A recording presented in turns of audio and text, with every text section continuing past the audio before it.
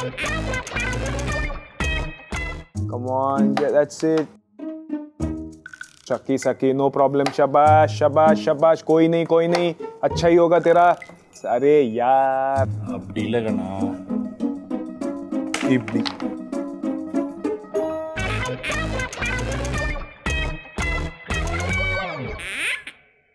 Hello Ashwin, welcome to What the Duck Season 2, powered by Hype Messenger. Nice to have you here. First question, always wanted to ask you, Carom ball. You're the king of Carom ball. Pujara told me his father didn't allow him to play tennis ball cricket, and your main skill comes from gully cricket. Tell us something about that. It was good on Pujara's father not to allow him to play gully cricket. I don't think he can cheat. The first parameter that you need to play tennis ball cricket is to be able to cheat. And I don't think he has that, so good on his father to have not allowed him to play. But as far as Carom ball goes, it's something that I used to bowl at will when I used to play tennis ball cricket, and it's far more easier bowling it with a tennis ball because the ball goes into your fingers. You can actually press the ball into your fingers, and quite obviously, it's smaller than a cricket ball. Really long fingers. Yeah, my fingers are long and it's pretty strong as well, so it helps. To master it with a cricket ball took me a good couple of years, and to get the confidence to deliver it in a match took another couple of years. So basically, it was 4 years of real toil with a cricket ball to bowl that particular ball. 4 years, huh? Yeah.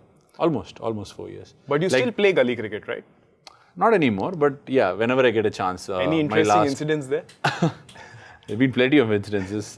My last tennis ball tournament was last year. Oh, really? Yeah, in my own academy and within my own premises, it's a lot more easier to control what I can. So we conducted our own tennis ball tournament, and I played in that tournament. And the interesting incident was I actually had damaged my shoulder because it is not quite interesting. It was quite unpleasant because having bowled with a cricket ball after a long break, if you bowl with a tennis ball, you need to produce a lot more force, and it obviously did a little bit of damage to my shoulders. There have been a lot of interesting incidences when you call gully cricket, and one such incident happened a long time back in 2010. I used to play a lot of underarms tennis ball cricket as well on the roads. And we just lost a game for Chennai Super Kings against Kings 11 at Chepauk. And I was batting and I had to get a run of the last ball. And I hit it straight to mid-off, and Mohammad Kaif caught the catch. The bowler was Irfan Pathan. And the game went into a super over. We had to win that game quite easily. But the game went into a super over. And in the super over, we lost. We just made 9 runs and they got the runs back. But nobody spoke about who bowled the super over, who batted the super over. But it was me, the reason we got into a super over. So, I was dropped from the team after that particular game, and rightly so. And I was quite gutted and disappointed. But the only thing that kept me going was the game itself. So, I enjoyed playing a lot of gully cricket with my friends outside my house. And I was fielding at a very short, close position. We used to play offside runs, and there was a hospital at the end of my road. A couple of guys walked past us and then suddenly turned, and it was quite obvious that he'd figured out and he had seen this face somewhere, and he just stopped for a second, then came back, stood right in the center of the pitch and stopped the game for a minute. And he asked me, couldn't you get that one run? Was it so difficult? Because I would get it 9 out of 10 times. To call yourself a professional cricketer not being able to get it. This is in the middle of the gully cricket game, and he actually challenged me, saying, should I join you guys here? I think I'd beat you hands down. So then a couple of friends rounded him up and said, no, we don't take new strangers into the team. And you guys don't understand that we understand cricket more than you. Okay. I don't know if I should take it on the chin or just leave it, but if that's the case, I think in India, only fans and audiences know how to bowl in a T20 or a Test match. The cricketer doesn't know anything. That's there are lots of such instances actually. One such incident that comes very directly to my mind is the one of my mom. One game I got hit for a couple of sixes. She's very, very critical of my performances every single day, and when I came back home, she said, you know what, I think I have a suggestion. I have a feedback from the game. I don't know how to react. So I said, okay, tell me, what is it? Shoot it out. And she generally has a habit of making it long and very, very tiresome. And I can't sit down for a long time and listen to it. But she said, I told her, cut to the chase, tell me what is it. She said, generally, when the middle of the bat is at about 2 feet high from the ground. So if you can bounce the ball less than 2 feet high, it's not going to hit the middle of the bat. So you should try and get the ball at less than 2 feet high every time you bowl. Said, wow, that's an amazing scientific explanation to it, but to get that to happen from 6 feet high, which is me, and probably another 3 feet with my hands, it's incredibly tough. Any interesting incident with Chris Srikanth? Because I've had great incidents with Srikanth, especially touring during the World Cup in 2003. Vegetarian, every day in the room, yogurt, rice and Pringle. And I said, 3 meals, this guy is a genius. And every time Srikanth's around, there can be some damage to the room. Yeah, 2 things come directly to my mind. One is, he's an extremely nice man. Second is, he's extremely absent-minded.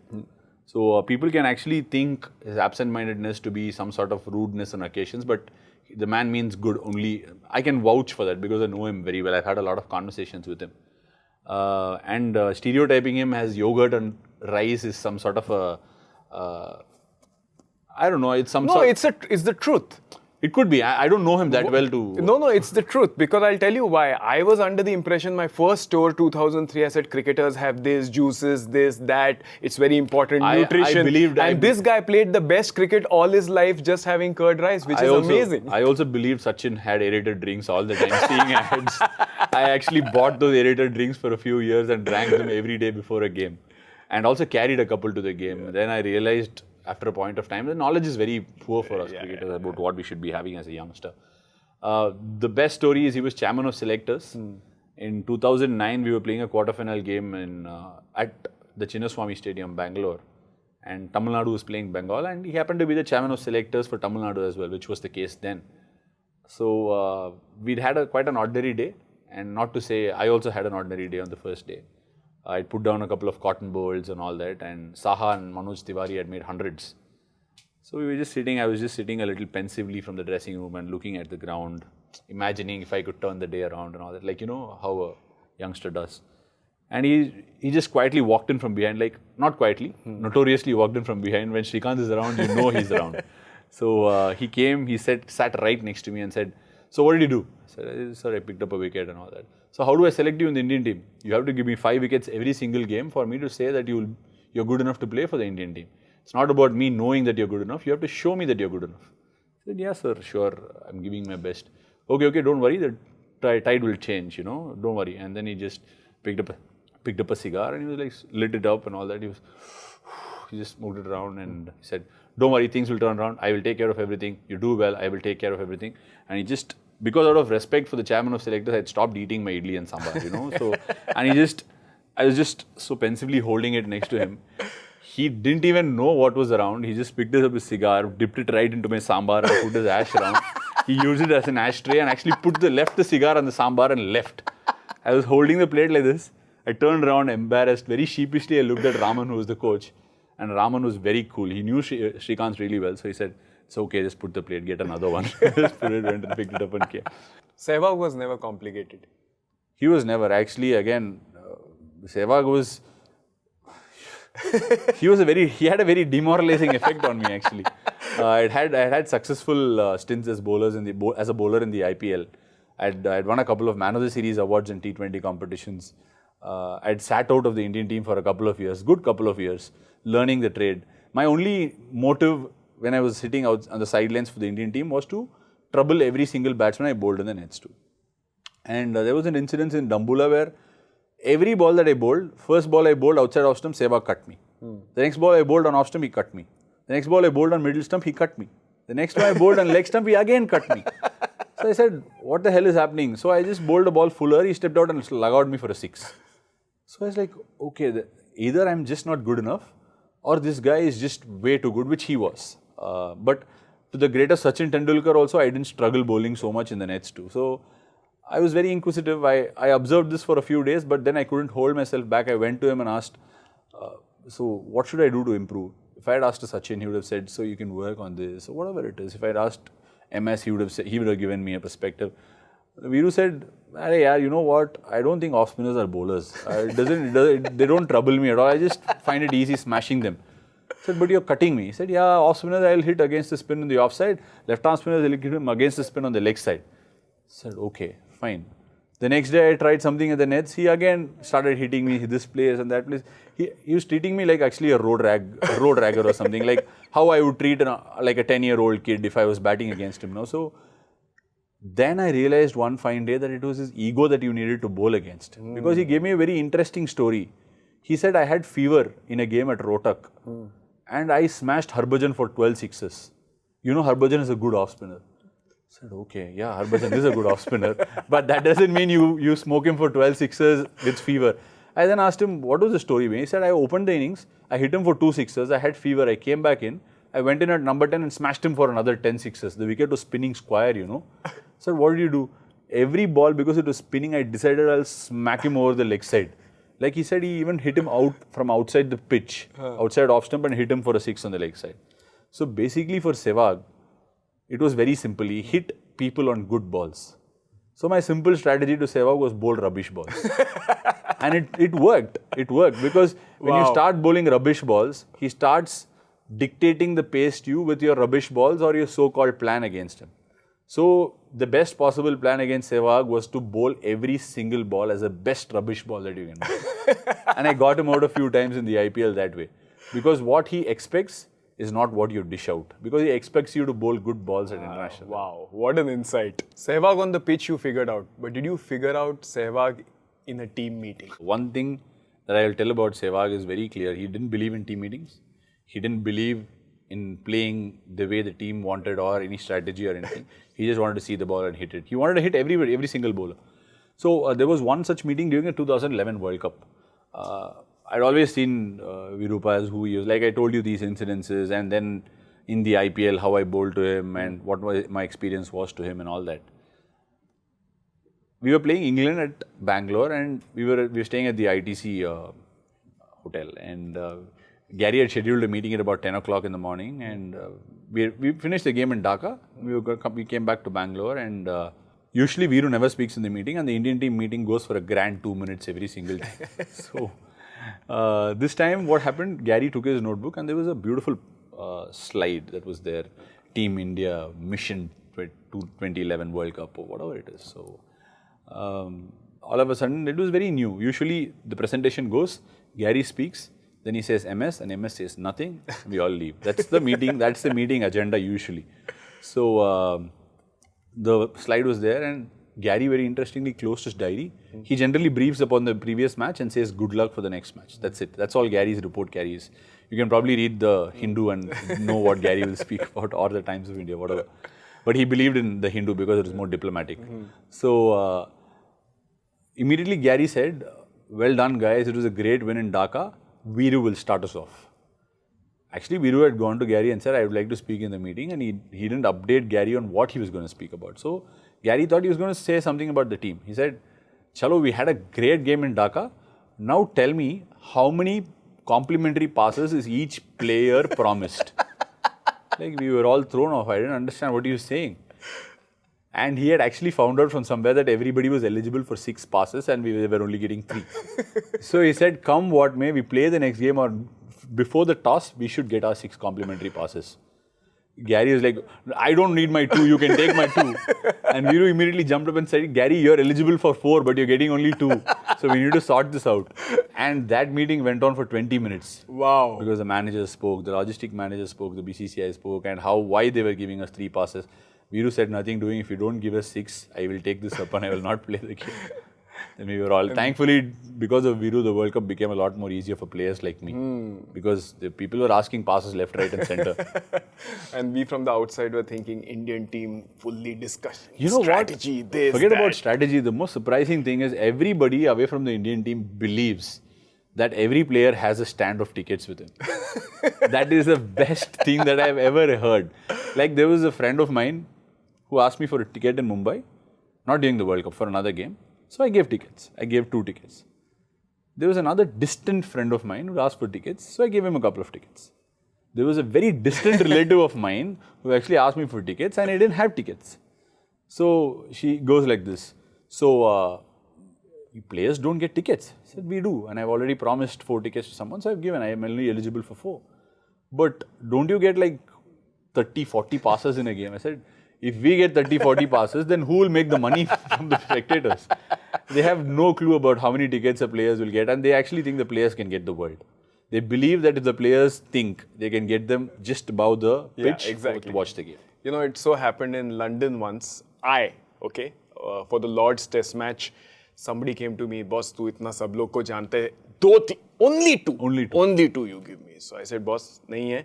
Again, the guy called me in the evening, boss, tu to Sachin Tendulkar ko jante hai, bas do, main zyada nahi mango, sirf do. Third time when he called me, I said, listen, boss, मैं ticket नहीं दे सकता हूँ, मगर 11 में खिलवा सकता हूँ. What do you guys discuss in the huddle, yeah? Like, I'm sure some fun stuff must be happening inside the huddle. Yeah, we discuss everything but cliches. Like, every time it's cliched because at the end of the day, pressure can get the best cliches out of your mouth. But when it comes to the most interesting huddle conversation I've been a part of is when Ravi Shastri actually was the team director. This has to go down as one of the most hilarious things that's ever happened in a huddle. So we have a habit of getting together in a huddle before the game. Like for example, if we reach the ground 1.5 hours before, they'll give you half an hour to get ready, have your lunch or dinner depending on which game you're playing, and then get your spikes on, get your usual routines done, and you assemble at a certain particular time in the huddle. They'll give you the 11, they'll say all the final words, all the final rites will be performed, and then you go to the game. So a team warm-up. So it's usually not long with MS around, it's always nothing. Yeah. So he says, every coach always offers MS to say something, and MS very firmly says, all good. And we start the game. So the warm-up happens. The team drill happens. So at Sydney, we played the 3 2020 games and we won all the 320. I'm sure you remember that in 2016. And the third game was in Sydney and the women's game just happened before that. And we were shortchanged for time. Like we just had about 50 minutes or something. And the coach, the bowling coach then, Mr. Bharat Arun, he said, 5:40, out in the park, huddle. So all of them were out doing the routine. Shikhar was doing his batting drills. People were bowling. Some of them were getting their final warm-ups done. Whatever. I mean, your own routine. And it was late. People were not coming to the huddle because they were shortchanged for time. So they were like shouting left, right, and center. And Ravi, you knowing him, he was fuming.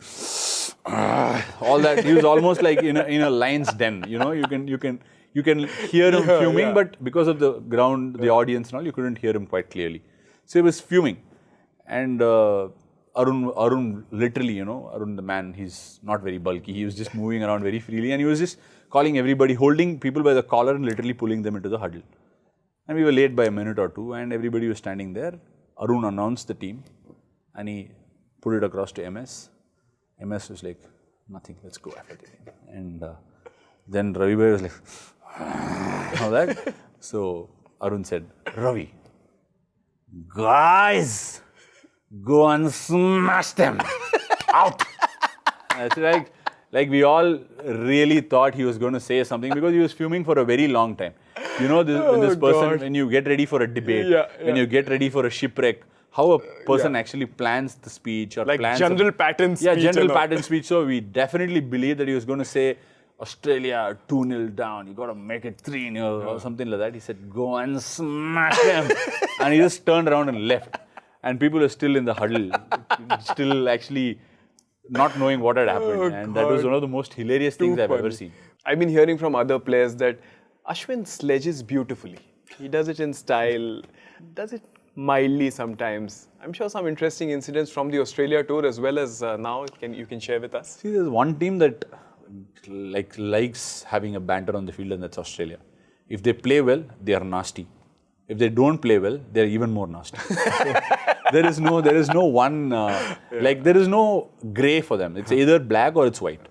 So what happened was, whenever we were touring Australia, I don't know if it's by luck or bad luck, or just the way it is, or it's just the planetary positions of my alignment that I end up being at press conferences in Australia. Either we lose or we win, I end up being at the press conferences. And perennially, I find some Indian journalist who just loves me. Like there was an instance in the first tour of Australia, that there was a journalist sitting right in front of me, like an Indian journalist, and he said, "You bowled an entire day and not got a wicket." I said, "Yeah." He said, "Do you think you are good enough to replace Harbhajan?" I said, "I don't know, but I am here playing instead of him, so I must be pretty reasonable." That was going through my mind. I couldn't answer. The next time I go for a press conference, he says, "Why is Gautam Gambhir, Virendra Sehwag and Sachin Tendulkar rotating and playing?" I said, That's a question you need to ask the captain. Then why did you come from the press conference? I said, okay, what is this? Am I in, who's sledging me, the Australians or the Indians? So this is my experience of touring to Australia. The second time I went, I again found myself in such lovely situations of going to press conferences.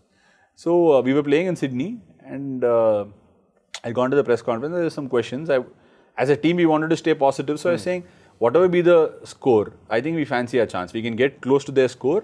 We have a chance to still win the game if the wicket spins or anything. They asked me something about Nathan Lyon. I said, there is a bit of rough, but there is not much. I don't think he's troubled us after I delayed. So I think we can play. It's not like anybody will turn up at the press conference and Nathan Lyon's bowling well, he'll get 5 wickets tomorrow, we'll get all out. That's not how anybody answers. So this is how I answered. So on 4th day morning, I was batting.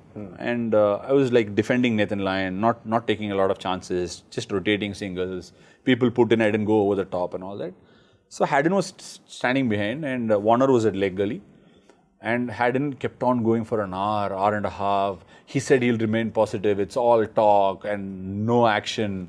Just talks. He's a useless guy and all this kind of. It's going for an hour and a half. I was just listening. I was just batting the way I was batting. It was getting to them. So he said, hey, you don't have a mouth. You don't talk. What's with it? You talk only in press conferences. I said, if only you could have spent the time that you talk or watching the press conferences, I think you could have made a far better test cricketer than what you are, Brad. And he's like, what's that? I said, look at your average. You walk in and you look like a sitting duck. Everybody has made runs in this series and you're the one who looks like a tail-ender. Mitchell Johnson's got runs. You've not made runs. Immediately David Warner, they have a thing of hunting in packs. They believe in that. I don't know what that means. I think somebody's just brainwashed them saying you hunt in packs. Correct. So as soon as they gave it to Haddon, Warner from behind came, hey, what's that, mate? Watch what you're saying. I said, listen, I think you need to watch out for what you're saying. Then he immediately said, you're a bully at home. I said, I could be a bully at home, but you're still a lamb to me even in Australia. You're getting out here as well. So it's better that you don't talk because in the second innings, again, you have a chance of getting out to me. And so as it would have it, he got out in the second innings. Wow. Moving on to our next segment on What the Duck Season 2, powered by Hike Messenger. Okay, our next segment is called Bankable Player segment. Essentially, I'll give you a cricketing situation and you have to tell me who's the most bankable person you would have in that situation. Okay. You are probably 85 not out, you have to score 100, you have to select a non-striker who's a tail-ender so that you can trust him and you can get your 100. Most bankable. Depends on if you consider him to be a tail-ender. So you'll say no if I say somebody who's not a tail. No, basically amongst the tail-enders of the Indian cricket team, the best possible option you Bhuvneshwar Kumar. Bhuvneshwar Kumar. Most bankable? Of course, without a doubt. He's got a first-class 100. First-class 100, correct. So yeah. Second question, who's the most bankable player to have as a PS4 partner when you're playing? Saha. Saha? Yeah. I thought it was Pujara because Pujara claimed that he beat Saha. No, but I mean, Saha at least listens to what you say and Pujara doesn't. He's got the vanity about himself that he's the best. So he'll hardly pass the ball to you. So. But I'm not very good at PS anyway. That's why I said Saha. We want you to sign a bat. Here's the marker. Thank you very much. Thank you very much. And we have a special jersey for you. So I joined the What the Duck team. Yes. This is a special jersey for you. It's called Ashwin 9. Where's the other 9? No, it's just 1 9. What is 9? It's the number of ducks you've scored. Please don't increase on this number. No. Sure. Thank you so much.